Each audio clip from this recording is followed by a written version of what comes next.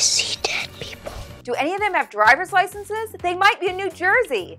Hey everybody, it's Carrie with Buzz60. Apparently New Jersey has been issuing driver's licenses, but not just to regular alive people like you and me, but also to the dead. This all stems from an audit by the state's Motor Vehicle Commission, which found that 300 motor vehicle documents had been granted to people the Federal Social Security Administration listed as officially deceased. It also turns out that the DMV issued 32 licenses with no expiration date, which would be amazing. Imagine, 20 years later, you would still be able to avoid the trauma of a new license picture, provided it was a good one to begin with. So now the state is proposing a bill making it against the law for any dead person to be issued a driver's license, and would require the Motor Vehicle Commission to actually check the documents against the Social Security database, just to be sure the person is still with us. So now at least we know if there's a Walking Dead invasion, we may not be able to outrun them, but at least in New Jersey,